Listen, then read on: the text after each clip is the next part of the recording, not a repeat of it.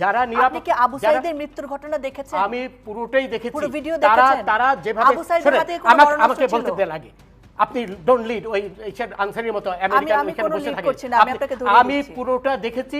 তারা যেভাবে সশস্ত্র হয়ে আক্রমণ করেছে সেখানে পুলিশের অবশ্যই দায়িত্ব ছিল সেই সশস্ত্র আক্রমণ রোধ করার, বুঝলেন? এটা পুলিশের আইনি দায়িত্ব। আমাদের পেনাল কোড বলেন, আমাদের সিআরপিসি বলেন, সেই পুলিশকে সেই ক্ষমতা দিয়েছে, কারণ পুলিশের দায়িত্ব, অন্যতম দায়িত্ব হচ্ছে শান্তি রক্ষা করা। হাতে অস্ত্র ছিল?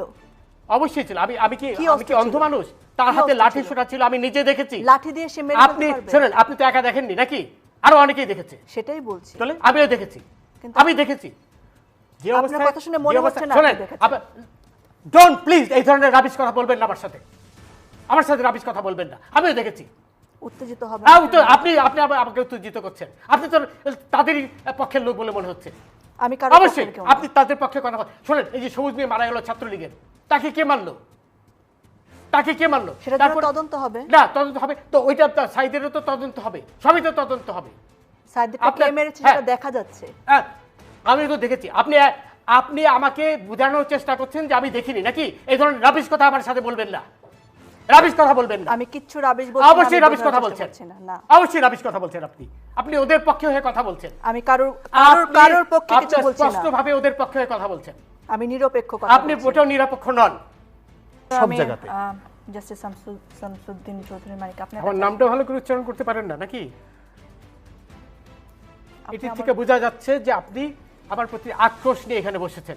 আমি যেটা বলেছি ঠিকই বলেছি, এবং আপনার প্রতি যেটা আপনি আমাকে অপমান করেছেন, আমার নামটা পর্যন্ত আপনি ঠিক মতো উচ্চারণ করতে পারেন না। আপনার লজ্জা হওয়া উচিত। এবং রনি যেটা বললো, আপনি এবং ভাব দেখাচ্ছেন যে আপনি একাই সেই টেলিভিশনটা দেখেছেন। আমি যখন বললাম আমিও দেখেছি, তারপরে আবার আপনি আমাকে বারবার উস্কানি দিচ্ছেন যে আমি দেখেছি কিনা। তার মানে আপনি একাই দেখেছেন, আর কেউ দেখেনি। শোনেন রনি, কালকে যে না উত্তেজিত হওয়ার কারণ হচ্ছেন আপনি আমাকে উত্তেজিত করছেন, মানে এমন ভাব দেখাচ্ছেন যে আপনি একাই দেখেছেন, আমি দেখিনি। এবং কালকে না পুরো বাংলাদেশ দেখেছে, বাংলাদেশ আর এখানে আসেনি, তাই তো? আমিও তো দেখেছি। আমি কি অন্ধ ছিলাম? অবশ্যই আপনি বাংলাদেশে। তাহলে আবার এই আপনি, আমি যখন বললাম আমি দেখেছি, তারপর তো আপনার অ্যাঙ্কর হিসেবে আপনার চুপ হয়ে যাওয়া উচিত ছিল। আপনি আবার আমাকে খোঁচাচ্ছেন। শুনেন, আরেকটা ঘটনা, সেটা তো আপনারা বলছেনই না, বলতে চাচ্ছেন না। যে শুনেন, আমাকে বলতে দেন প্লিজ লেট মি স্পিক।